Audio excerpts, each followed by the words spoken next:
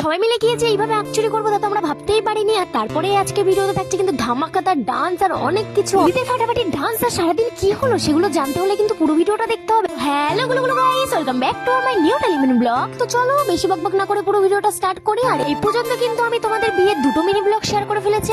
আর আজকের ভিডিওটা কিন্তু রিসেপশনের সকাল থেকে স্টার্ট করেছিলাম, রাত পর্যন্ত কি করছি ছোট্ট একটা মিনি ব্লগে তোমাদের সাথে শেয়ার করবো। আর এখানে দেখো বোনরা সবাই চলে এসেছে, এখানে বসেছিলাম খেতে বসে সবাই যেহেতু বসছিলাম খুবই একটু ইয়ার্কি ঠাট্টা মজা হচ্ছিল। আর এখানে দেখো তোমাদের একটা জিনিস দেখাবো। তোমরা তো এই বৃষ্টিকে আগেও আমার ভিডিওতে দেখেছো, ও কিন্তু বিয়েতে আসার জন্য মুখটাকে প্লাস্টিক সার্জারি করে এসেছে আরো যেন সুন্দর দেখায়। দেখো তো কত সুন্দর লাগছে ওকে। তো যাই হোক, এখানে দেখছি এখানে ডেকোরেশনের সমস্ত কাজ চলছে, সেইগুলোই তোমাদের দেখালাম। আর ওদেরকে বলাই হয়নি যে আমি কার বিয়েতে এসেছি। আসলে এটা সম্পর্কে আমার মামা হবে আর আমার দিদির ভাসুরের ছেলে, বলেই দিলাম। যেন কি জানি দেখছি, আমিও চলে আসলাম সেটা দেখার জন্য। এখানে এসে দেখছি অনেক বড় একটা সাপ ওখানে জলের মধ্যে। তো যাই হোক, ওটাকে দেখে আমরা সবাই মিলে ভাই বোন সবাই মিলে যাচ্ছিলাম একটু ওদিকে ঘুরতে। এটা দেখছো আমার পিসির মেয়ে।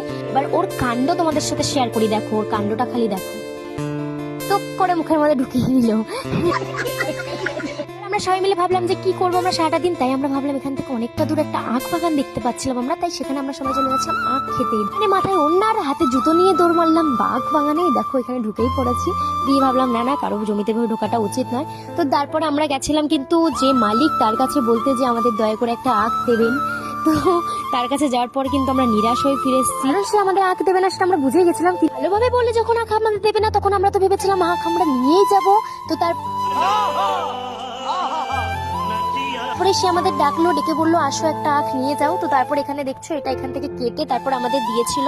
তারপর এখান থেকে দেখো এই যে আখটা কিন্তু উনি পুরোপুরি কেটে দিতে পারিনি, তো সেটা নিয়ে আমরা চলে এসেছিলাম বাড়িতে। তারপর এখানে হচ্ছিল ভাগ করা, এবার এটা কাটার পালা।